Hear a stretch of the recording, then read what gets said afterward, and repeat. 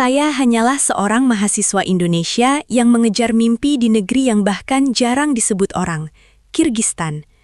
Di tengah dinginnya salju, kerasnya perjuangan hidup, dan tekanan akademik yang tak pernah berhenti, saya justru menemukan sesuatu yang tidak pernah saya rencanakan. Sebuah perasaan yang perlahan mengubah arah hidup saya. Semua itu dimulai dari sini. Ponsel saya bergetar di tengah malam. Nama Elina muncul di layar. Dengan jari gemetar, saya membuka pesannya. Aku rasa kita harus berhenti sampai di sini. Dada saya langsung terasa kosong. Bukan karena saya tidak mengerti maksudnya, tapi karena saya tidak pernah menyangka semuanya akan berakhir secepat ini. Tapi ternyata semua itu berawal dari hari pertama saya menginjakkan kaki di Bishkek, terasa seperti dilempar ke dunia yang benar-benar asing. Udara dingin langsung menusuk wajah saya begitu keluar dari bandara. Nafas saya berubah menjadi uap putih, dan untuk pertama kalinya, saya benar-benar merasakan arti jauh dari rumah. Nama saya Arga. Saya datang ke Kirgistan dengan satu tujuan, menyelesaikan studi dan mengubah nasib keluarga. Ayah saya, Pak Rahmat, selalu bilang, "Kamu jangan pulang sebelum berhasil." Dan ibu saya, Bu Sari, hanya bisa tersenyum sambil menyembunyikan air matanya saat melepas saya di bandara. Tekanan itu tidak pernah hilang, bahkan sejak hari pertama. Asrama mahasiswa internasional tempat saya tinggal penuh dengan wajah-wajah dari berbagai negara. Bahasa Rusia terdengar di mana-mana, cepat dan sulit dipahami. Saya sering hanya bisa tersenyum dan mengangguk, pura-pura mengerti. Hari-hari pertama di kampus terasa berat. Dosen menjelaskan dengan tempo cepat, tugas langsung diberikan tanpa banyak penjelasan, dan semua orang terlihat seperti sudah tahu apa yang harus dilakukan, kecuali saya. Saya mulai terbiasa menghabiskan waktu di perpustakaan kecil dekat asrama. Tempat itu hangat, tenang, dan jadi satu-satunya tempat di mana saya bisa berpikir jernih. Dan di sanalah saya pertama kali melihatnya, Elina.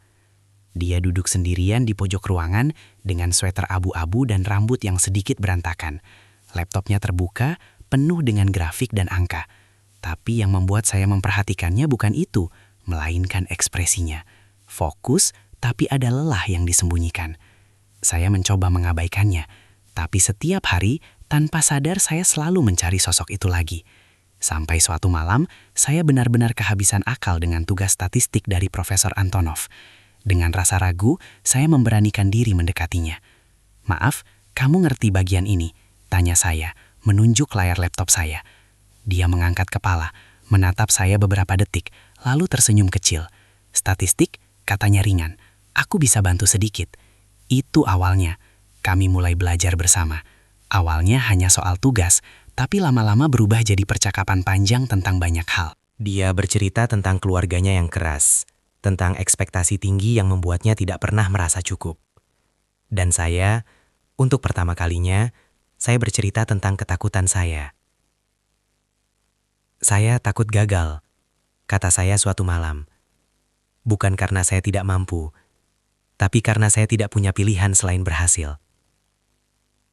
Dia menatap saya lama. "Aku juga," jawabnya pelan. Sejak saat itu, kami tidak hanya berbagi meja belajar, tapi juga beban yang selama ini kami simpan sendiri. Hari-hari di Bishkek mulai terasa berbeda. Dingin yang dulu menyiksa, perlahan terasa biasa. Bahkan kadang, berjalan pulang bersama Elina di bawah lampu jalan yang redup, jadi momen yang saya tunggu setiap hari. Kami sering berhenti di halte bus, meski tidak benar-benar menunggu bus. Hanya duduk diam, berbicara tentang hal-hal kecil, atau kadang tidak bicara sama sekali. Aneh ya, di tempat sejauh ini dari rumah, justru saya merasa lebih dimengerti oleh seseorang yang bahkan bukan dari negara saya. Tapi kebahagiaan itu tidak datang tanpa bayangan. Suatu malam, saat kami sedang belajar, Elina tiba-tiba bertanya, "Arga, kamu bakal tetap di sini setelah lulus?" Saya terdiam. Pertanyaan itu sederhana, tapi jawabannya berat. "Saya harus pulang," jawab saya jujur. "Keluarga saya menunggu." Dia mengangguk pelan. Tapi ada sesuatu di matanya yang berubah. Seperti ada harapan yang perlahan ia lepaskan. Sejak malam itu, semuanya mulai berbeda. Dia masih sama, tapi terasa jauh. Pesannya mulai singkat. Waktu belajar kami semakin jarang. Dan setiap kali saya mencoba bertanya, dia selalu menjawab dengan satu kalimat yang sama. Aku cuma lagi capek. Saya ingin percaya, tapi hati saya tahu, ini lebih dari sekedar lelah. Sampai akhirnya, malam itu datang. Malam ketika ponsel saya bergetar, dan semuanya berubah. Aku rasa kita harus berhenti sampai di sini. Kali ini, saya tidak bisa diam. Kenapa? Saya langsung membalas. Beberapa menit terasa seperti berjam-jam. Lalu jawabannya muncul.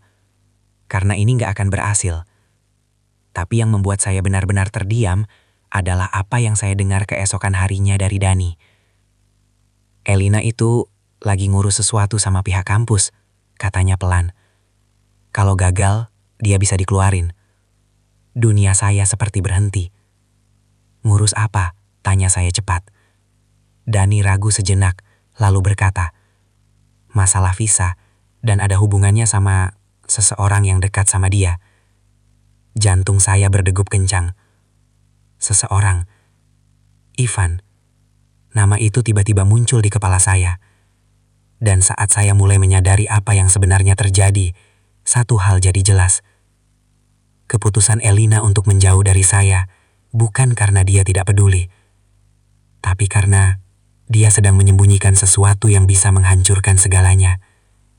Dan saya belum tahu apakah saya siap menghadapi kenyataan itu. Saya berdiri di depan gedung administrasi kampus. Tangan saya dingin, bukan hanya karena salju, tapi karena apa yang baru saja saya dengar tentang Elina. Elina itu lagi ngurus visa, dan katanya ada hubungannya sama Ivan. Kalimat Dani terus berputar di kepala saya. Rasanya seperti ada sesuatu yang direbut dari saya, tapi saya bahkan belum sempat mempertahankannya. Tapi ternyata semua itu berawal dari... Keesokan paginya, saya mencoba menjalani hari seperti biasa. Masuk kelas, mencatat, mendengarkan penjelasan Profesor Antonov yang tetap tegas dan tanpa kompromi. Tapi pikiran saya tidak ada di sana.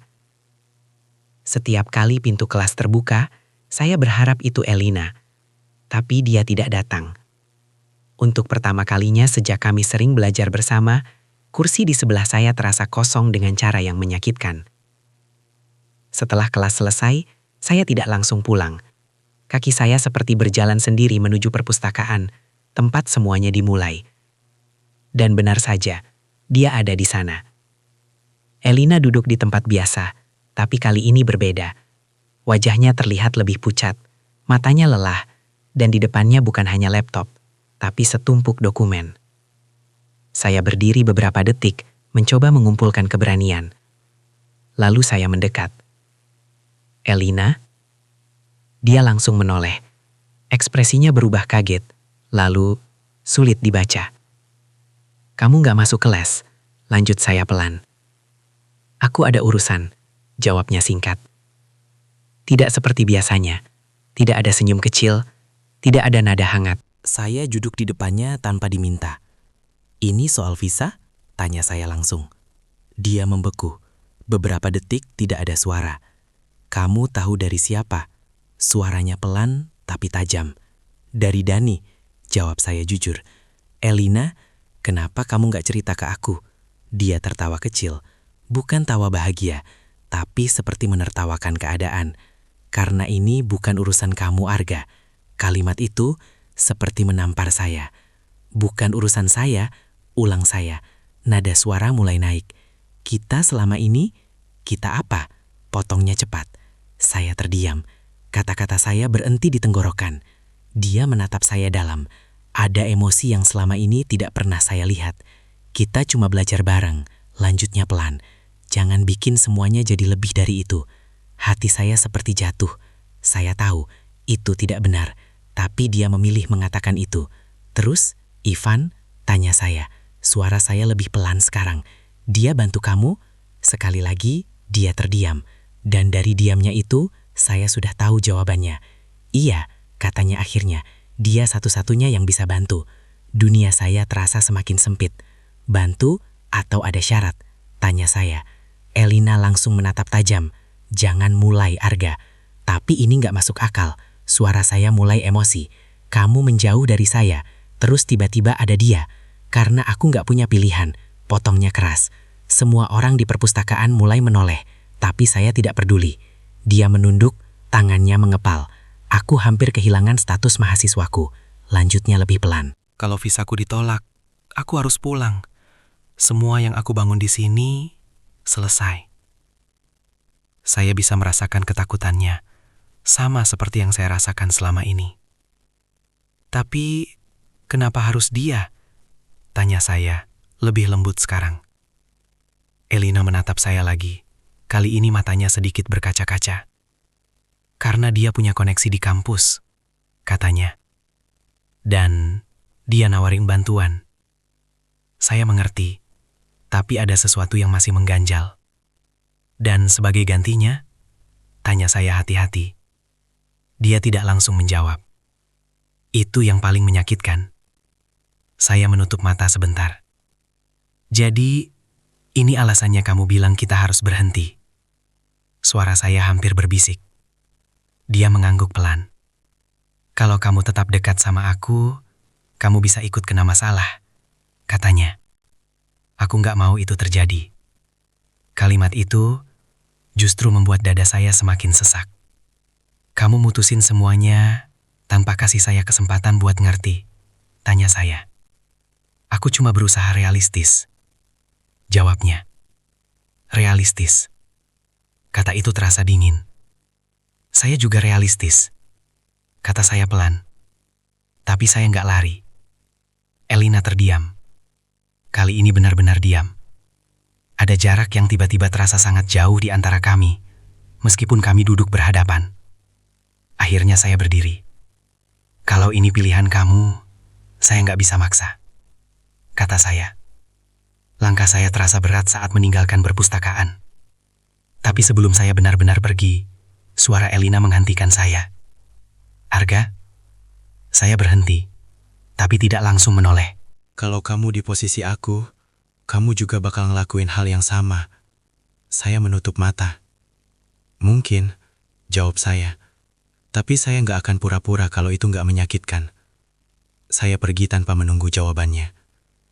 Malam itu, saya duduk sendirian di halte bus seperti biasanya. Tapi kali ini, tidak ada Elina di samping saya. Salju turun lebih deras dari biasanya. Dani duduk di sebelah saya, membawa 2 gelas kopi panas. Lo masih mikirin dia kan? Katanya santai. Saya tidak menjawab. Dani menghela nafas. Arga, hati-hati, katanya pelan. Ivan itu bukan orang yang main-main. Saya menoleh. Maksud lo? Dani ragu sejenak, lalu berkata, gue dengar, dia nggak cuma bantu Elina. Dia ngatur banyak hal di balik layar. Termasuk siapa yang bisa tetap tinggal di kampus ini. Jantung saya berdetak lebih cepat. Dan kalau Elina udah terlibat sejauh itu, lanjut Dani, bisa jadi dia nggak punya jalan keluar lagi. Saya menatap salju yang terus turun. Kali ini, bukan hanya hubungan kami yang terancam, tapi masa depan Elina. Dan entah kenapa, saya merasa ini belum selesai. Karena ada satu hal yang belum saya ketahui. Apa sebenarnya yang diminta Ivan sebagai harga dari semua bantuan itu? Saya melihat Elina berdiri di depan mobil Ivan malam itu. Salju turun pelan, lampu jalan memantul di kaca mobil hitam yang terlihat terlalu mewah untuk ukuran mahasiswa. Pintu terbuka, dan Elina masuk tanpa ragu. Dada saya langsung terasa sesak. Bukan karena saya tidak percaya padanya, tapi karena saya mulai takut dengan kenyataan yang mungkin sedang terjadi. Tapi ternyata semua itu berawal dari... Sejak percakapan terakhir kami di perpustakaan, hubungan saya dan Elina benar-benar berubah. Tidak ada lagi pesan larut malam, tidak ada lagi sesi belajar bersama. Bahkan di kampus, kami seperti 2 orang asing yang pura-pura tidak pernah saling mengenal.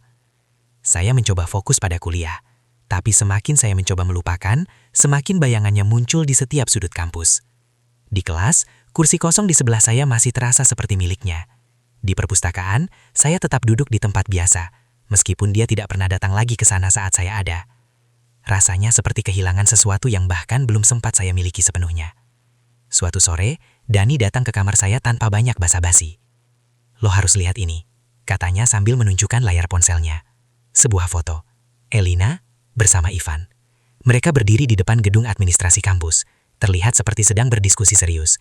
Tapi cara Ivan berdiri dekat dengannya membuat saya tidak nyaman. "Ini diambil tadi siang," kata Dani. "Mereka udah sering bareng akhir-akhir ini." Saya tidak langsung menjawab. "Arga, ini bukan cuma soal perasaan lo," lanjut Dani. "Gue mulai curiga ini lebih dalam dari yang kita kira." Saya mengangkat kepala. "Maksud lo?" Dani menarik kursi, duduk di depan saya. "Gue pernah dengar kasus kayak gini," katanya pelan. "Mahasiswa internasional yang visanya bermasalah, terus dibantu sama orang tertentu. Tapi bantuannya nggak gratis." Saya langsung mengerti arah pembicaraannya. "Lo bilang, Elina?" "Gue nggak tahu pasti," potong Dani cepat. "Tapi Ivan punya reputasi aneh di kampus. Banyak yang bilang dia punya koneksi ke bagian administrasi, bahkan ke pihak imigrasi." Jantung saya berdetak semakin kencang. Dan kalau Elina bergantung sama dia, Dani menggantung kalimatnya. Saya berdiri tiba-tiba. "Gue harus ngomong sama dia." Dani langsung ikut berdiri. "Lo yakin?" tanyanya. "Kalau ini beneran serius, lo bisa ikut kena masalah." Saya menatapnya tegas. Saya nggak peduli. Malam itu juga, saya kembali ke tempat yang tidak ingin saya datangi lagi. Gedung administrasi kampus. Lampu masih menyala. Beberapa staf masih bekerja. Dan di kejauhan, saya melihat sosok yang saya cari. Elina. Dia berdiri di lorong, memegang map dokumen. Wajahnya terlihat lelah, tapi juga tertekan. Saya mendekat. "Elina." Dia kaget saat melihat saya. Jelas dia tidak mengira saya akan datang. "Arga, kamu ngapain di sini?"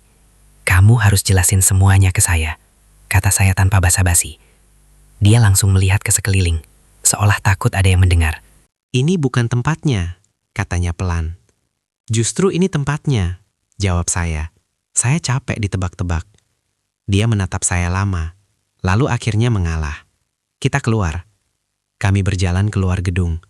Udara malam terasa lebih dingin dari biasanya, tapi tidak ada yang lebih dingin dari suasana di antara kami. "Apa yang kamu mau tahu?" tanyanya. "Semuanya," jawab saya singkat. Dia menunduk. Tangannya menggenggam map lebih erat. "Aku punya masalah dengan visa," katanya akhirnya. "Ada kesalahan dokumen dari tahun lalu, dan kalau itu ketahuan, aku bisa langsung dideportasi." Saya terdiam. "Itu bukan salah aku sepenuhnya," lanjutnya cepat. "Tapi di sistem, itu tetap tanggung jawabku." "Terus Ivan masuk?" tanya saya. Dia mengangguk. "Dia bilang dia bisa rapihkan semuanya," katanya. "Punya kenalan di dalam." Saya mulai merasakan arah pembicaraan ini, dan saya tidak suka. "Dengan syarat?" tanya saya pelan. Elina tidak langsung menjawab. "Itu bukan sesuatu yang bisa aku tolak, Arga," katanya akhirnya. Nada suaranya membuat saya merinding. Apa yang dia minta? Suara saya hampir berbisik. Elina menatap saya. Kali ini matanya benar-benar berkaca-kaca. "Dia mau aku tetap dekat sama dia," katanya. Dunia saya seperti berhenti. "Dekat? Sejauh apa?" tanya saya. Meski saya takut dengan jawabannya. Dia tidak menjawab dengan kata-kata. Tapi diamnya sudah cukup menjelaskan segalanya. Saya mengepalkan tangan. "Ini salah Elina." "Aku tahu," Katanya cepat, tapi aku nggak punya pilihan. "Kamu punya," balas saya. "Kita bisa cari cara lain." "Cara apa?" Suaranya naik. "Kamu pikir ini Indonesia? Semua bisa diselesaikan dengan bantuan orang baik?" Saya terdiam. Kata-katanya menyakitkan, tapi jujur. "Aku sendirian di sini, Arga." Lanjutnya lebih pelan. "Aku nggak punya keluarga, nggak punya siapa-siapa. Kalau aku gagal, aku pulang tanpa apa-apa." Saya menatapnya. Untuk pertama kalinya, saya benar-benar melihat betapa berat beban yang dia bawa. "Tapi kenapa kamu nggak datang ke saya?" tanya saya pelan. Dia tersenyum pahit. "Karena aku tahu kamu bakal bilang seperti ini," katanya. "Dan aku gak cukup kuat buat nolak satu-satunya jalan yang ada." Kami terdiam. Salju mulai turun lagi, perlahan. Saya ingin marah, ingin menariknya keluar dari semua ini. Tapi saya juga tahu, Ini tidak sesederhana itu. Kalau kamu terus seperti ini, saya berhenti sejenak, kamu bisa kehilangan lebih dari sekadar visa. Dia menatap saya. Termasuk kamu? Tanyanya pelan. Pertanyaan itu menghantam saya lebih keras dari apapun. Saya nggak mau jadi alasan kamu hancur, jawab saya akhirnya. Dia menutup mata. Air mata jatuh tanpa suara. Aku juga nggak mau kamu ikut hancur, katanya. Tiba-tiba, suara mobil mendekat. Kami berdua menoleh. Mobil hitam itu berhenti tepat di depan kami. Ivan keluar. Dia tersenyum tipis saat melihat kami.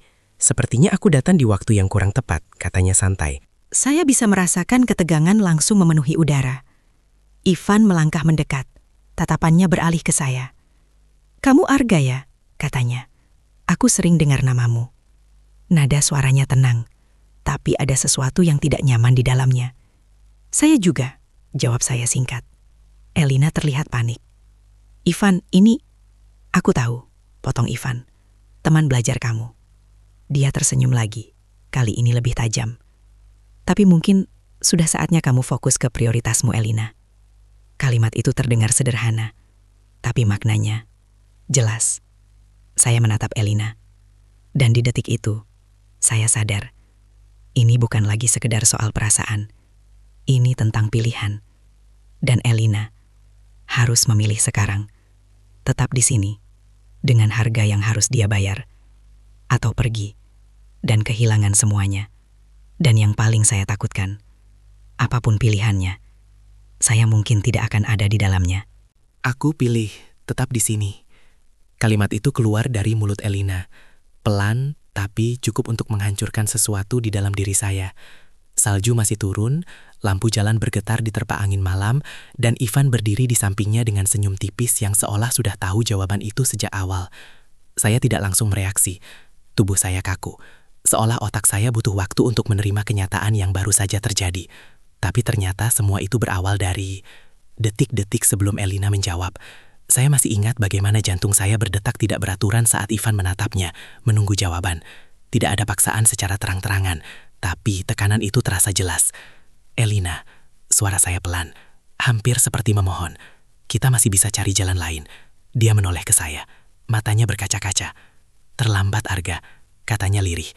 Ivan tidak berkata apa-apa. Dia hanya berdiri dengan tenang, seperti seseorang yang tahu bahwa permainan ini sudah hampir selesai. "Saya bisa bantu kamu," lanjut saya cepat. "Kita ke kantor internasional, kita cari advisor. Atau..." "Elina sudah coba semua itu," potong Ivan santai. Dan hasilnya, tidak ada. Nada suaranya ringan, tapi menusuk. Saya menatapnya tajam.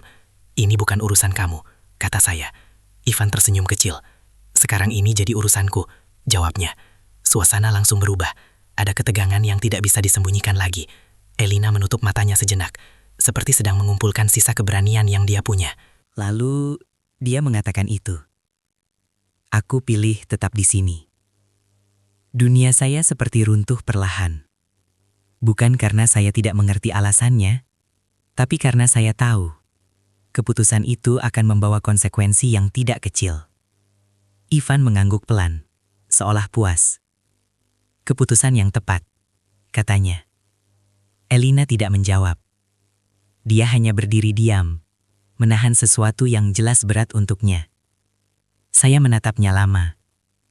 "Jadi, ini akhirnya?" tanya saya. Dia tidak langsung menjawab. Tapi perlahan, dia mengangguk. Dan itu cukup. Saya mundur satu langkah. "Baik," kata saya pelan. "Kalau itu pilihan kamu, saya nggak akan ganggu lagi." Kata-kata itu keluar, tapi rasanya seperti menelan sesuatu yang tajam. Saya berbalik. Langkah saya berat. Tapi saya tahu, kalau saya berhenti sekarang, saya tidak akan bisa pergi. "Arga?" Suara Elina menghentikan saya. Saya berhenti, tapi tidak menoleh. "Maaf," katanya pelan. Kata itu sederhana, tapi terasa terlalu terlambat. Saya mengangguk kecil, lalu melanjutkan langkah. Malam itu, saya berjalan tanpa tujuan di tengah salju. Tidak peduli dingin, tidak peduli arah. Pikiran saya penuh, tapi juga kosong di saat yang sama. Sampai akhirnya, saya berhenti di depan halte bus. Tempat yang dulu terasa hangat karena ada dia. Sekarang, hanya ada saya. Dani menemukan saya di sana. Hampir 1 jam kemudian. "Lo gila, bisa beku di sini," katanya sambil menarik saya berdiri. Saya hanya tertawa kecil. "Udah selesai," kata saya. Dani menatap saya, mencoba membaca wajah saya. Lo yakin? Saya mengangguk. Saya nggak bisa maksa orang buat pilih saya. Jawab saya pelan. Malam itu, untuk pertama kalinya, saya benar-benar merasa sendirian di negeri orang. Hari-hari setelah itu berjalan, tapi tanpa arah. Saya mulai lebih fokus ke kuliah. Menghabiskan waktu lebih lama di perpustakaan, mengambil shift tambahan part-time di kafe dekat kampus, dan mencoba mengisi waktu dengan hal-hal yang bisa membuat saya lupa. Tapi kenyataannya, saya tidak pernah benar-benar lupa. Setiap kali melihat Elina di kampus, bersama Ivan, ada sesuatu yang menusuk. Dia terlihat berbeda, lebih diam, lebih tertutup. Dan yang paling menyakitkan, dia tidak pernah lagi menatap saya seperti dulu. Suatu sore Dani kembali membawa kabar. "Arga, gue dengar sesuatu lagi," katanya. Saya menatapnya lelah. "Apalagi?" Dani duduk di depan saya. Wajahnya serius. "Ini bukan cuma soal visa," katanya. "Ivan itu lagi nyiapin sesuatu lebih besar." Saya mengernyit. "Maksud lo?" Dani menarik napas. "Beberapa mahasiswa internasional tiba-tiba dapat kesempatan buat kerja di proyek tertentu. Tapi anehnya, mereka semua punya masalah administrasi sebelumnya." Jantung saya kembali berdetak lebih cepat. Dan Elina termasuk salah satunya. Saya langsung berdiri. "Proyek apa?" Dani menggeleng. "Gue belum tahu pasti. Tapi yang jelas, ini bukan sesuatu yang resmi dari kampus." Pikiran saya langsung ke satu arah. Elina. Kalau dia sudah sejauh itu terlibat, saya tidak tahu dia sedang masuk ke dalam apa. Malam itu, saya tidak bisa tidur.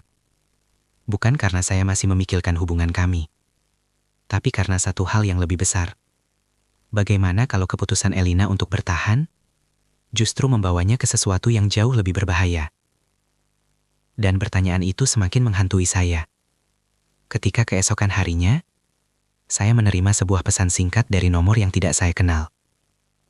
"Kalau kamu peduli sama Elina, berhenti cari tahu." Pesan itu tidak panjang, tapi cukup untuk membuat saya sadar. Saya mungkin sudah masuk terlalu jauh. Dan sekarang, saya juga sedang diawasi. Kalau kamu peduli sama Elina, berhenti cari tahu. Saya membaca pesan itu berulang kali. Layar ponsel terasa dingin di tangan saya, tapi bukan itu yang membuat saya merinding, melainkan kenyataan bahwa seseorang tahu saya sedang mencari tahu. Dan lebih buruknya lagi, mereka tahu tentang perasaan saya. Tapi ternyata semua itu berawal dari... Keesokan harinya saya mencoba bersikap normal, masuk kelas, mencatat, bahkan menjawab pertanyaan Profesor Antonov, sesuatu yang biasanya saya hindari.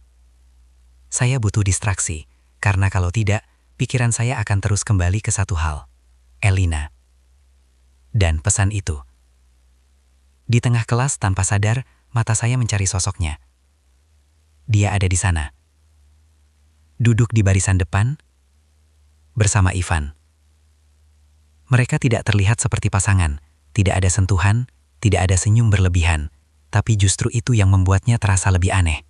Hubungan mereka terasa seperti kesepakatan, bukan berasaan.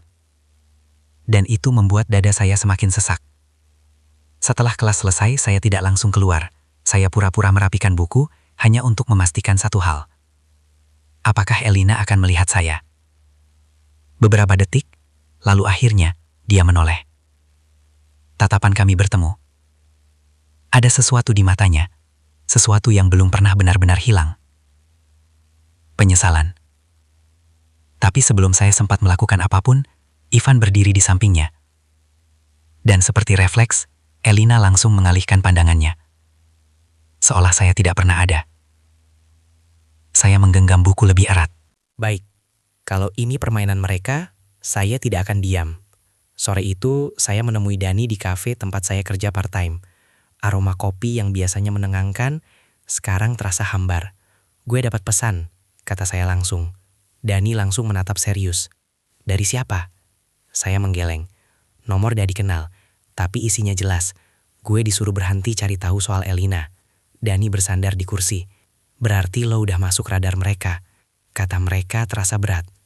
Gue cuma mau bantu dia, kata saya pelan. Masalahnya, Dani mencondongkan badan. Ini bukan sekadar masalah kampus biasa. Saya diam. Lo harus pilih, Arga. Lanjut Dani. Fokus sama hidup lo, atau masuk lebih dalam ke masalah yang bahkan bukan milik lo. Kalimat itu masuk akal. Sangat masuk akal.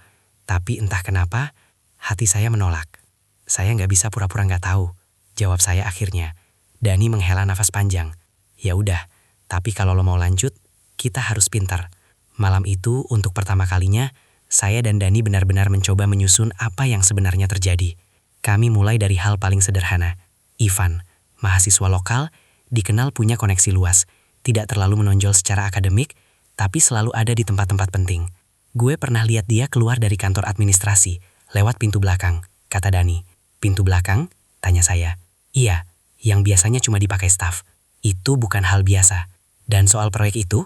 Tanya saya. Dani membuka ponselnya, menunjukkan beberapa nama. Ini daftar mahasiswa internasional yang tiba-tiba dapat kesempatan kerja tambahan, katanya. Semuanya punya masalah administratif sebelumnya. Saya melihat nama-nama itu. Dan di sana, ada nama Elina. Jantung saya berdetak lebih cepat. Apa mereka masih di kampus? Tanya saya. Dani ragu. Beberapa nggak kelihatan lagi. Kalimat itu langsung membuat suasana berubah. Maksud lo, hilang? Suara saya pelan. Bukan hilang, jawab Dani cepat. Tapi mereka nggak muncul di kelas, nggak aktif di kampus. Kayak sibuk sama sesuatu. Saya menatap daftar itu lagi. Perasaan tidak enak semakin kuat. Kalau ini hanya soal visa, kenapa sampai seperti ini? Gue harus ngomong sama Elina lagi, kata saya. Dani langsung menggeleng. Lo pikir dia bakal jujur sekarang? Saya terdiam. Kalau lo mau bantu dia, lanjut Dani, lo harus tahu apa yang sebenarnya mereka lakukan. Saya mengangguk pelan. Dan untuk pertama kalinya, saya sadar. Ini bukan lagi soal cinta. Ini soal menyelamatkan seseorang. Malam semakin larut. Kafe mulai sepi. Saya sedang membereskan meja ketika pintu terbuka. Bel kecil berbunyi pelan. Saya menoleh dan langsung membeku. Elina. Dia berdiri di sana, mengenakan jaket tebal. Wajahnya pucat seperti biasanya akhir-akhir ini. Mata kami bertemu. Kali ini, dia tidak menghindar. Dia berjalan mendekat. Arga, kita perlu bicara. Nada suaranya berbeda. Lebih serius, lebih mendesak. Saya melirik ke arah Dani. Dia hanya mengangguk kecil, memberi isyarat untuk hati-hati. Saya kembali menatap Elina. Kamu sendirian? Tanya saya. Dia mengangguk. Tapi sebelum saya sempat mengatakan apapun, dia menambahkan, aku nggak punya banyak waktu. Jantung saya langsung berdetak lebih cepat. Apa yang terjadi? Tanya saya. Elina menatap saya dalam. Matanya terlihat takut. Aku salah, Arga, katanya pelan. Ini lebih buruk dari yang kamu kira. Dunia saya seperti berhenti. Lebih buruk gimana? Tanya saya cepat. Dia menelan ludah. Proyek itu bukan kerja biasa. Saya mendekat sedikit. Terus, Elina menggenggam tangan saya tiba-tiba. Dingin, gemetar. Kalau aku keluar sekarang, mereka bisa bikin aku benar-benar dideportasi. Bahkan mungkin lebih dari itu. Saya bisa merasakan ketakutannya. Nyata. Tapi, kalau aku tetap di dalam, suaranya mulai bergetar. Aku harus melakukan sesuatu yang aku sendiri nggak yakin bisa aku terima. Saya menatapnya. Kenapa kamu datang ke saya sekarang? Tanya saya. Dia menunduk. Karena kamu satu-satunya yang aku percaya. Kalimat itu datang terlambat, tapi tetap menghantam saya. Tolong aku, Arga. Saya menarik napas dalam. Saya akan bantu kamu, kata saya. Elina menutup mata sejenak, seperti akhirnya bisa bernapas. Tapi di detik berikutnya, pintu kafe kembali terbuka. Bel berbunyi. Kami berdua menoleh. Dan di sana, Ivan berdiri. Tatapannya langsung mengarah ke kami. Ke tangan Elina yang masih menggenggam tangan saya. Senyumnya perlahan muncul. Dan entah kenapa, saya merasa keputusan saya barusan mungkin akan menyeret saya lebih dalam dari yang saya bayangkan. Tangan Elina masih menggenggam tangan saya ketika Ivan berdiri di ambang pintu kafe. Tatapannya tajam, tidak lagi santai seperti biasanya. Senyumnya tipis, tapi kali ini terasa seperti peringatan. Saya tidak menarik tangan saya, justru saya mengenggamnya lebih erat. Tapi ternyata semua itu berawal dari beberapa detik sebelum Ivan masuk, Elina masih berbicara dengan suara bergetar. "Tolong aku, Arga, aku nggak bisa keluar sendiri dari ini." Saya menatapnya. Untuk pertama kalinya, bukan hanya rasa sayang yang saya rasakan, tapi juga tanggung jawab. "Saya nggak akan ninggalin kamu," jawab saya pelan. Dan mungkin itu keputusan yang akan mengubah segalanya. Sekarang dengan Ivan berdiri di depan kami, keputusan itu langsung diuji. Ivan melangkah masuk. Suara sepatu bootsnya terdengar jelas di lantai kafe yang mulai sepi. "Sepertinya aku mengganggu sesuatu," katanya santai. Elina langsung melepaskan tangan saya. Refleks, tapi sudah terlambat. Ivan sudah melihat semuanya. "Saya rasa kita semua tahu siapa yang sebenarnya mengganggu," jawab saya. Dani yang berdiri di balik kasir langsung menegang. Ivan tertawa kecil. "Aku suka keberanianmu," katanya. "Jarang ada mahasiswa internasional yang berani bicara seperti itu." Dia berhenti tepat di depan meja kami. Apalagi dalam situasi seperti ini, ada tekanan dalam setiap kata yang dia ucapkan. Elina terlihat semakin gelisah. "Ivan, kamu cuma apa?" potong Ivan pelan, tapi tajam. Elina terdiam. Saya bisa melihat jelas, ini bukan hubungan yang seimbang. Ini bukan sekedar bantuan. Ini kontrol. "Saya yang ngajak dia bicara," kata saya tegas. "Kalau ada masalah, ke saya aja." Ivan menoleh ke saya perlahan. Matanya menyipit sedikit. "Berani," katanya lagi. Lalu dia mendekat sedikit, cukup dekat sampai saya bisa merasakan tekanan dari kehadirannya. "Tapi kamu belum paham posisi kamu di sini, Arga." Saya tidak mundur. "Saya cukup paham," jawab saya. "Dan saya tahu ini salah." Ivan tersenyum tipis. "Salah? Menurut siapa?" Pertanyaan itu sederhana. Tapi jawabannya rumit. "Menurut aturan kampus," lanjut saya. "Dan kalau ini sampai ke pihak yang tepat?" Ivan tertawa. Benar-benar tertawa. "Kamu pikir ini belum sampai ke pihak yang tepat?" katanya pelan. Jantung saya berhenti sesaat. Ivan menoleh ke Elina. "Kamu sudah bilang ke dia?" tanyanya. Elina menggeleng pelan. Ivan kembali menatap saya. "Beberapa orang di dalam kampus sudah tahu tentang proyek ini," katanya. "Dan mereka tidak keberatan." Dunia saya terasa bergetar. "Maksud kamu, ini sengaja dibiarkan?" tanya saya. Ivan mengangkat bahu. "Anggap saja ini saling menguntungkan." Saya mulai memahami kenapa Elina merasa tidak punya jalan keluar. Ini bukan hanya satu orang. Ini sistem. Saya menatap Elina. "Kenapa kamu nggak bilang dari awal?" tanya saya pelan. Air mata mulai jatuh di pipinya. "Karena aku tahu kamu bakal tetap masuk ke dalam ini," jawabnya. Dan dia benar. Saya sudah terlalu jauh sekarang. Ivan melirik jam tangannya. "Kita nggak punya banyak waktu," katanya. "Elina, kamu harus ikut aku sekarang." Nada suaranya tidak keras, tapi tidak bisa dibantah. Elina membeku. Dia menatap saya. Tatapan itu penuh dengan pertanyaan dan harapan terakhir. Saya tahu kalau dia pergi sekarang, semuanya akan semakin dalam. "Malam ini dia nggak kemana-mana," kata saya tiba-tiba. Dani langsung menatap saya kaget. Ivan berhenti, lalu perlahan tersenyum. "Dan kamu mau menghentikanku?" tanyanya. Saya berdiri. "Saya cuma kasih dia pilihan." Ivan mengangguk pelan, seperti menikmati situasi ini. "Baik," katanya. "Kita lihat." Dia menoleh ke Elina. "Kamu ikut aku, semuanya aman," katanya. "Masalahmu selesai, masa depanmu tetap di sini." Lalu dia melirik saya. "Atau kamu tetap di sini dengan dia." Elina menggigit bibirnya, tangannya gemetar. Saya bisa melihat jelas, ini bukan sekedar pilihan biasa. Ini hidupnya. "Saya nggak bisa janji semuanya langsung selesai," kata saya pelan. "Tapi saya janji, kita cari jalan yang benar. Ivan langsung menyela. Dan kalau gagal, dia pulang. Semua usahanya hilang. Kata-kata itu seperti pisau. Elina menutup mata. Air matanya jatuh semakin deras. Aku capek, katanya pelan. Aku capek harus kuat terus. Saya mendekat sedikit. Kamu gak harus kuat sendirian, kata saya. Ivan diam, tidak menyela kali ini.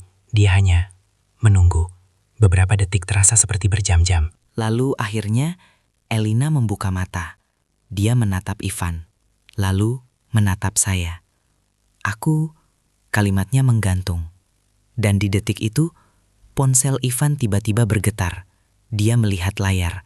Ekspresinya berubah. Tidak lagi santai. Tidak lagi percaya diri. Dia mengangkat panggilan itu. Iya, beberapa detik dia hanya mendengarkan. Lalu wajahnya menegang. Sekarang, katanya pelan. Dia menutup telepon, menatap Elina. Kita harus pergi, katanya. Sekarang, nada suaranya berubah total. Tidak lagi seperti tawaran, tapi perintah. Saya langsung sadar, ini bukan lagi sekadar pilihan biasa. Ada sesuatu yang terjadi, sesuatu yang bahkan Ivan tidak kendalikan sepenuhnya. Dan entah kenapa, saya merasa apapun yang terjadi malam ini akan menentukan bukan hanya masa depan Elina, tapi juga keselamatan kami semua. Kita harus pergi. Sekarang. Nada suara Ivan berubah. Tidak ada lagi kesan santai, tidak ada lagi permainan kata. Ini perintah. Dan yang membuat saya semakin waspada, dia terlihat panik. Elina langsung menatapnya. Ada apa? Tanyanya. Ivan tidak langsung menjawab. Tatapannya beralih ke saya, lalu ke Dani, seperti memastikan siapa saja yang ada di ruangan itu. Bukan urusan kalian, katanya singkat. Tapi ternyata semua itu berawal dari... Beberapa detik sebelum telepon itu datang, saya masih yakin ini hanya permainan tekanan.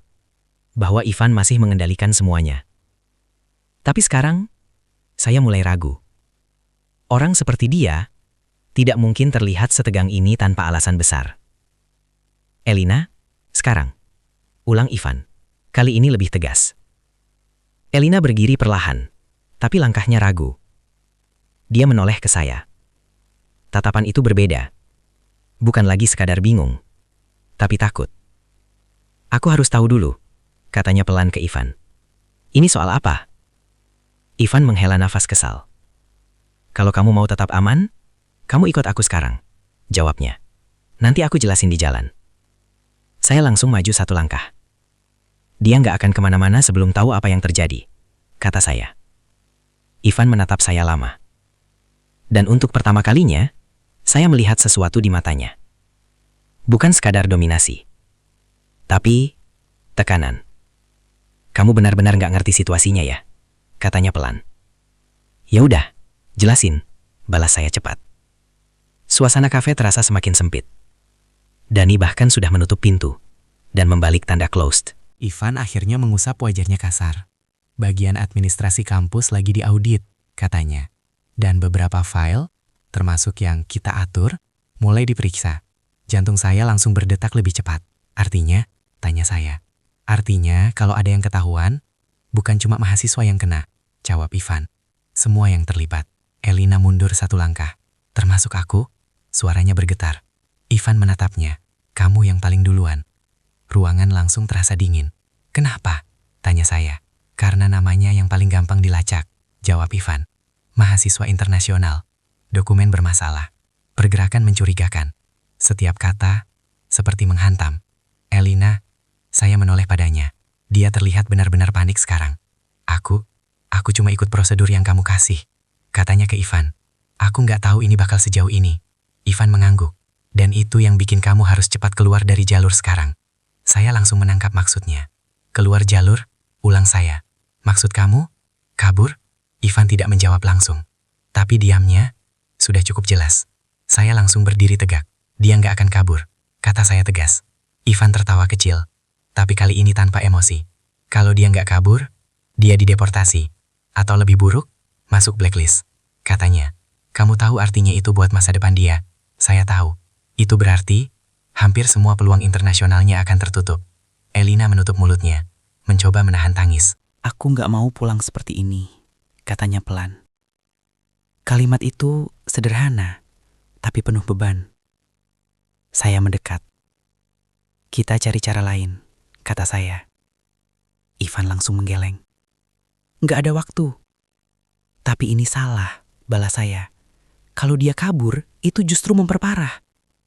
Ini bukan soal benar atau salah lagi, potong Ivan keras. Ini soal bertahan. Semua terdiam. Dani akhirnya bicara. Kalau auditnya masih jalan, berarti belum ada keputusan kan, katanya. Ivan menoleh. Belum. Berarti masih ada celah, lanjut Dani.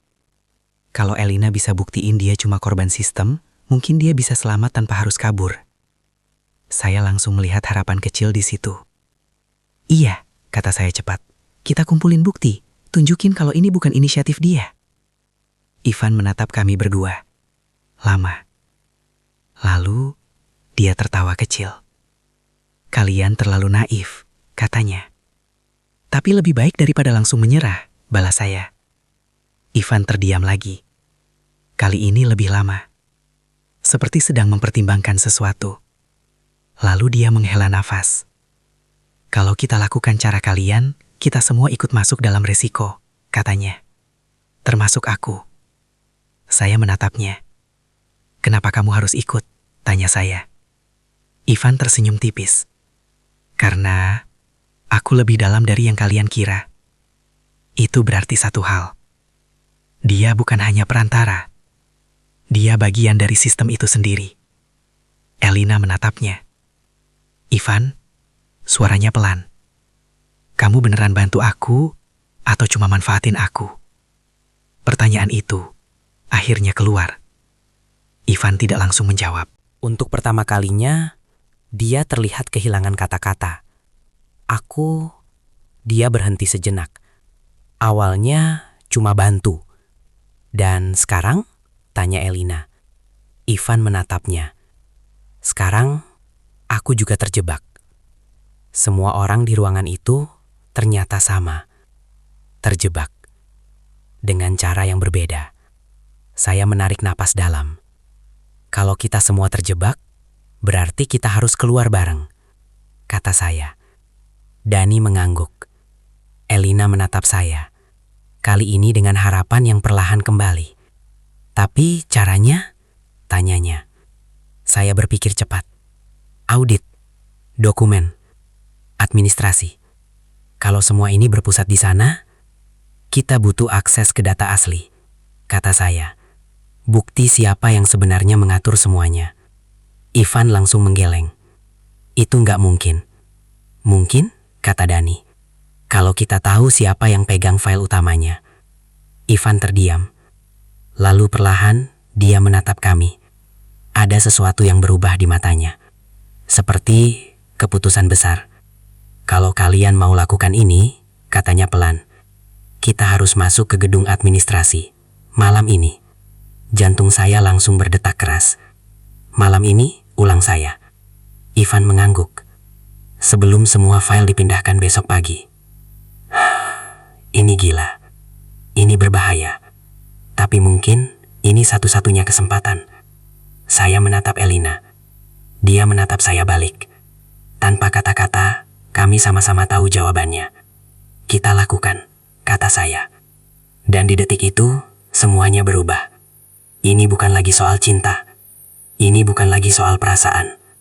Ini tentang bertahan. Dan mungkin menghancurkan sesuatu yang lebih besar dari yang pernah kami bayangkan. Malam itu, kami berdiri di depan gedung administrasi kampus. Tempat yang selama ini terlihat biasa, tapi ternyata menyimpan sesuatu yang bisa menghancurkan masa depan banyak orang. Udara dingin menusuk, salju turun pelan, dan lampu gedung hanya menyala sebagian. Sunyi, terlalu sunyi. Dan itu membuat semuanya terasa lebih berbahaya. Tapi ternyata semua itu berawal dari perjalanan kami ke sana. Kami berjalan cepat dari kafe, tanpa banyak bicara. Dani beberapa kali mengecek sekitar, memastikan tidak ada yang mengikuti. Elina berjalan di samping saya, tangannya sesekali gemetar. Saya ingin menggenggamnya, tapi saya tahu ini bukan waktunya. Ivan, kamu yakin ini satu-satunya cara? Tanya Dani pelan. Ivan tidak langsung menjawab. Kalau kita nunggu sampai besok, semua file bakal dipindah, katanya. Dan setelah itu, kita nggak punya bukti apa-apa. Saya mengangguk.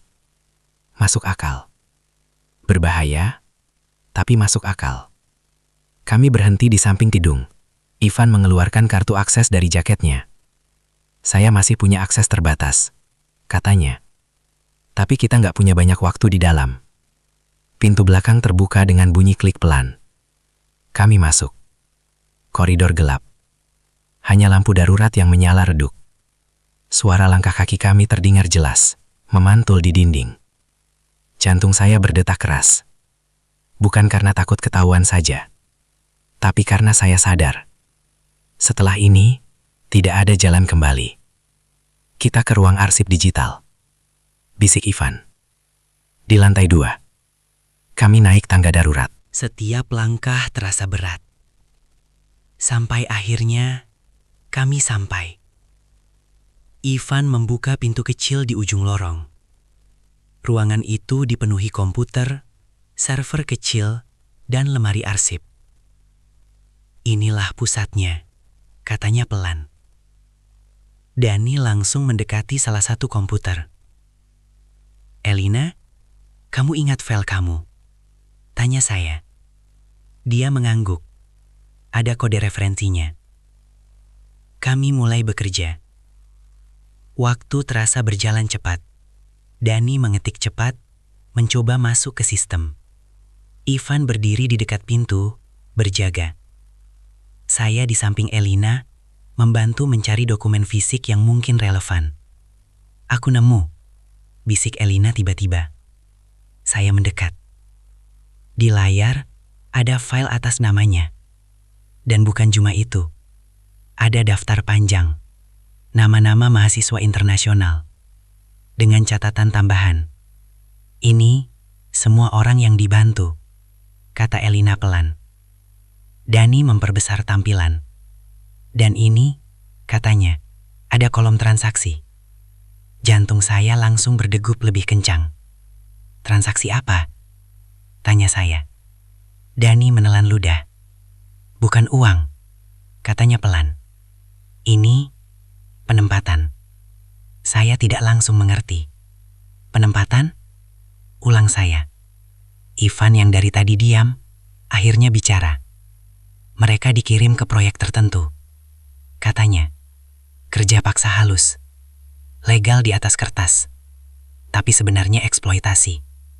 Dunia saya terasa berputar.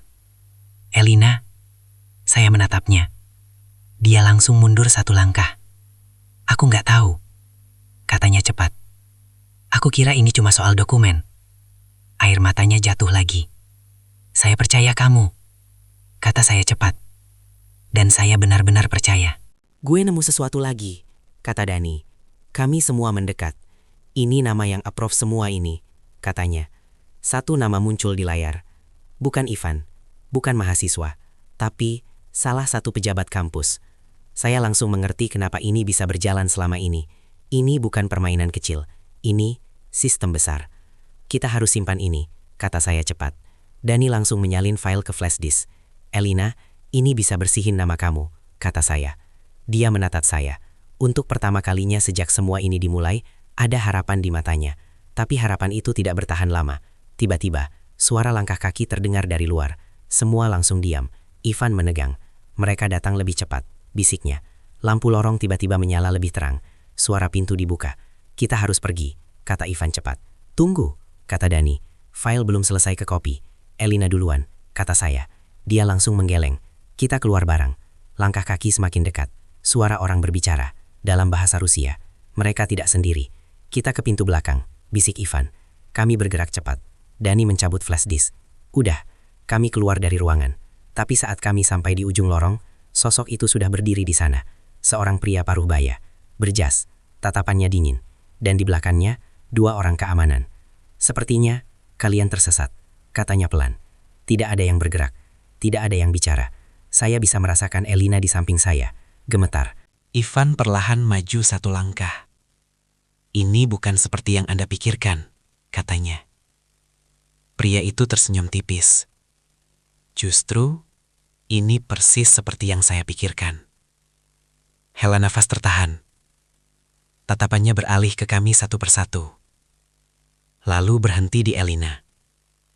Kamu, katanya. Aku sudah curiga dari awal. Elina membeku. Dan sekarang, kamu membawa masalah lebih besar. Saya langsung berdiri di depan Elina.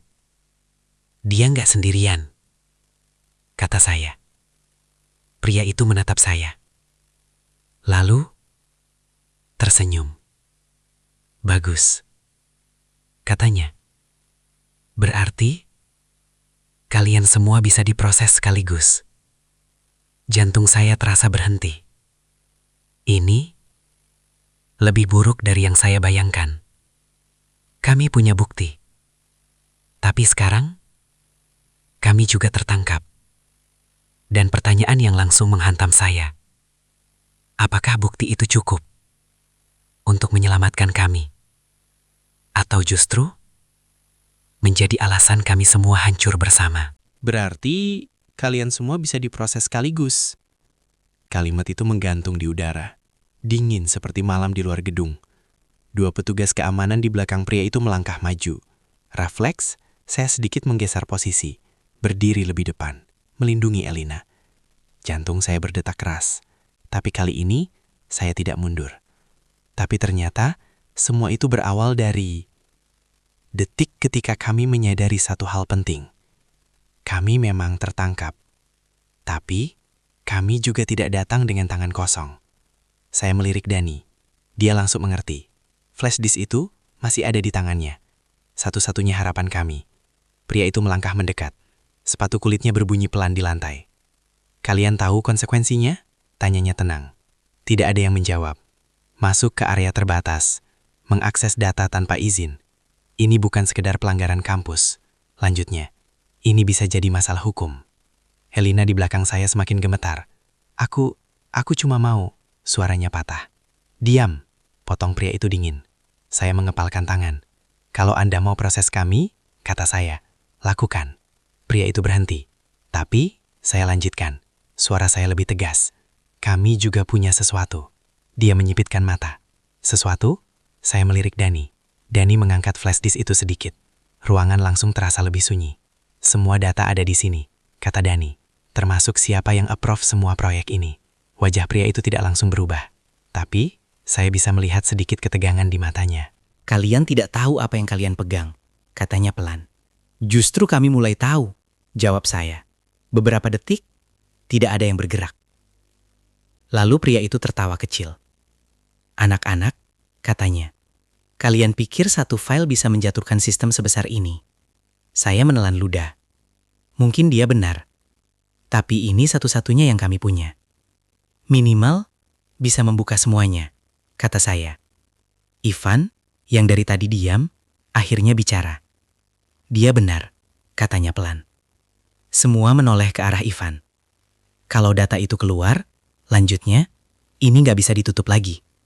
Pria itu menatap Ivan. Aku kecewa sama kamu, katanya. Ivan tersenyum tipis. Aku juga. Suasana semakin panas. Pria itu menghela napas panjang, lalu memberi isyarat ke petugas di belakangnya. Ambil mereka. Dua petugas langsung maju. Elina refleks menggenggam lengan saya. Arga? Saya berpikir cepat. Tidak ada jalan keluar. Kalau kami ditahan sekarang, semuanya selesai. Pak, teriak Dani tiba-tiba. Semua berhenti.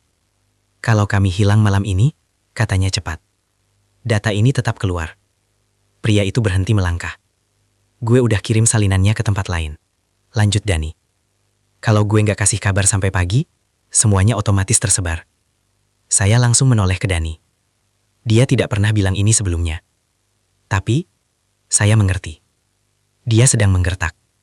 Atau, mungkin tidak. Pria itu menatap Dani lama.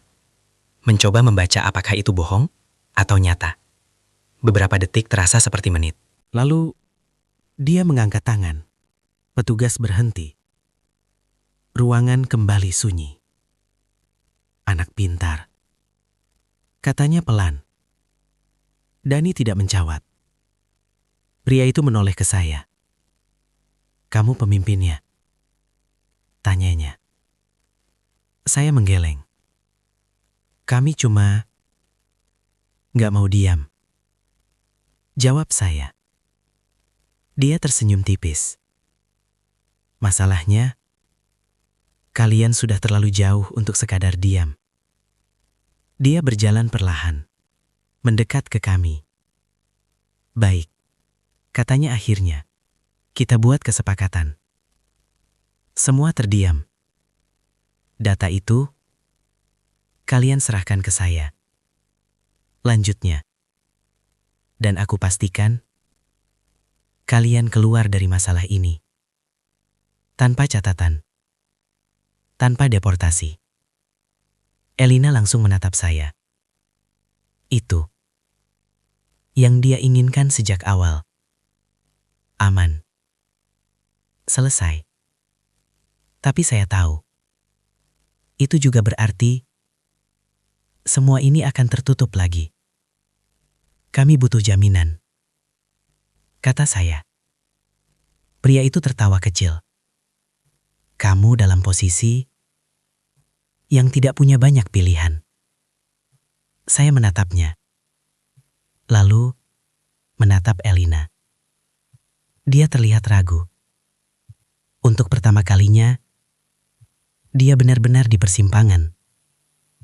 Kita bisa bersihin nama kamu. Bisik saya pelan. Tapi kalau kita kasih ini, semuanya tetap berjalan. Air matanya jatuh lagi. Aku cuma mau hidupku kembali normal. Katanya. Kalimat itu sederhana. Tapi berat. Ivan menatap kami. Kalian harus putuskan sekarang. Katanya. Saya menutup mata sejenak. Di satu sisi, ada kebenaran.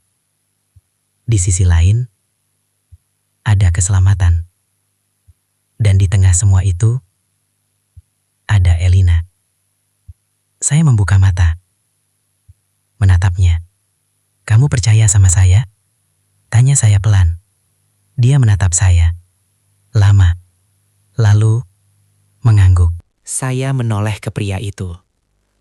Maaf, kata saya tegas. Kami nggak bisa kasih data ini. Ruangan langsung menegang. Elina menggenggam tangan saya erat. Ivan menutup mata sejenak, seperti sudah menduga. Pria itu tidak tersenyum lagi. Kalau begitu, katanya pelan, kalian memilih jalan yang sulit. Saya tidak menjawab. Karena saya tahu, ini belum selesai.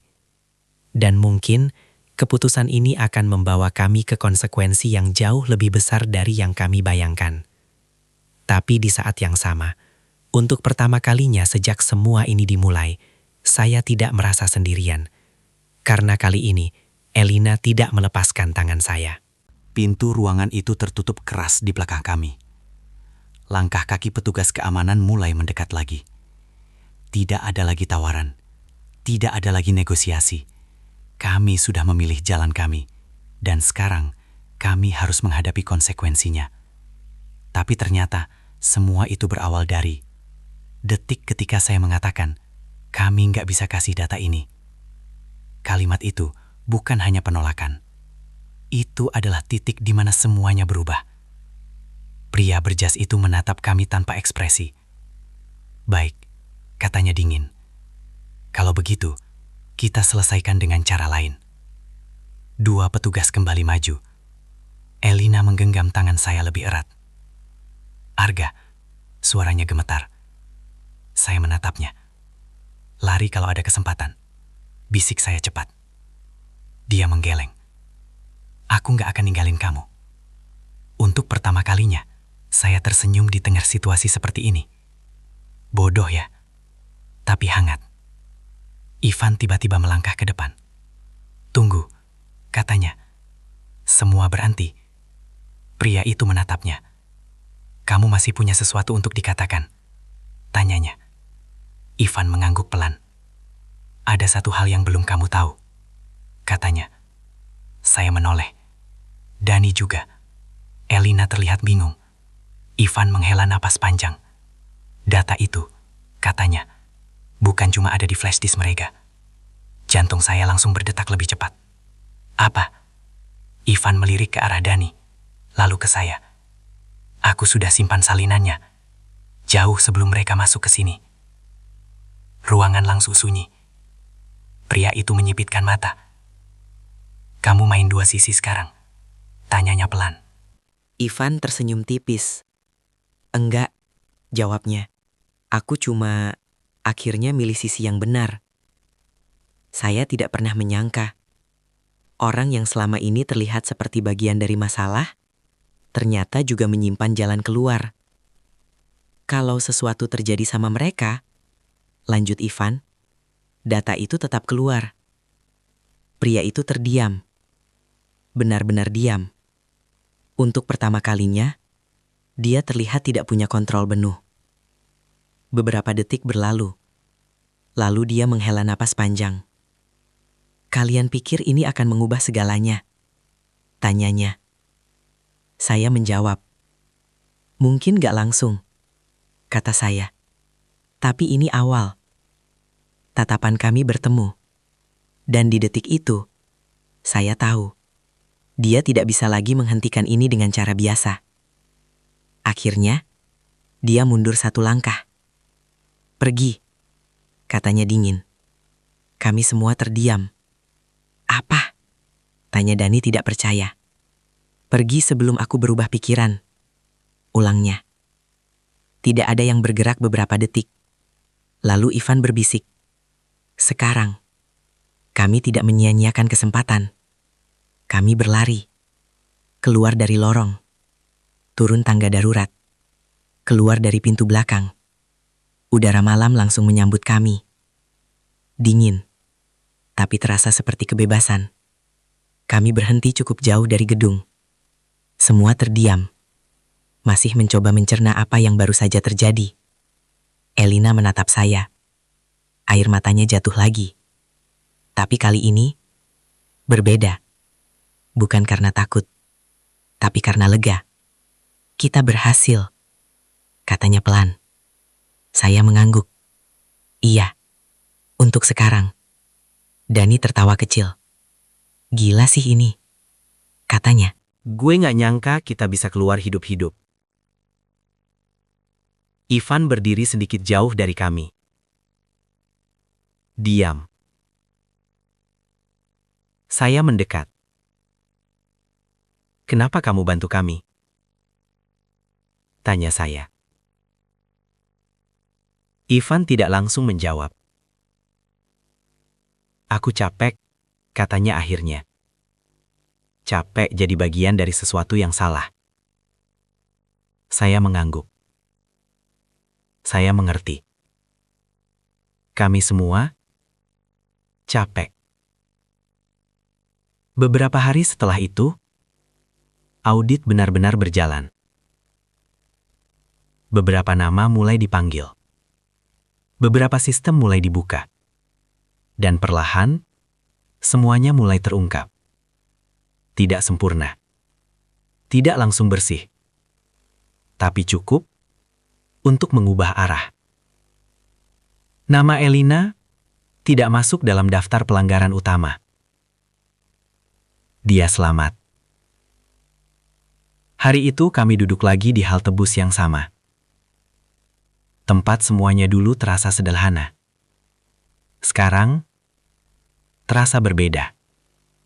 Lebih tenang, lebih nyata. Elina, panggil saya pelan. Dia menoleh. Aku harus pulang setelah lulus, kata saya. Dia tersenyum kecil. Aku tahu. Tidak ada kaget, tidak ada protes. Hanya penerimaan. Aku mungkin akan pindah ke negara lain, katanya. Mulai ulang. Saya mengangguk. Inilah kenyataannya. Kami berhasil melewati semuanya. Tapi itu tidak berarti kami bisa tetap bersama. Aku senang aku ketemu kamu di sini, katanya pelan. Saya juga, jawab saya. Kami terdiam. Salju turun pelan. Seperti malam pertama kami bertemu. Tapi mungkin, lanjutnya, kita memang cuma ditakdirkan untuk saling menyelamatkan. Bukan untuk memiliki. Kalimat itu menyakitkan. Tapi jujur, saya tersenyum tipis. Mungkin. Dia tertawa kecil sambil menahan air mata. Kami tidak berpelukan. Tidak ada adegan dramatis. Hanya dua orang yang akhirnya mengerti bahwa tidak semua yang diperjuangkan harus dimiliki. Beberapa minggu kemudian, saya berdiri di bandara, tiket pulang di tangan. Ponsel saya bergetar, pesan dari Elina. Kalau suatu hari nanti kita ketemu lagi, semoga kita sudah jadi versi terbaik dari diri kita.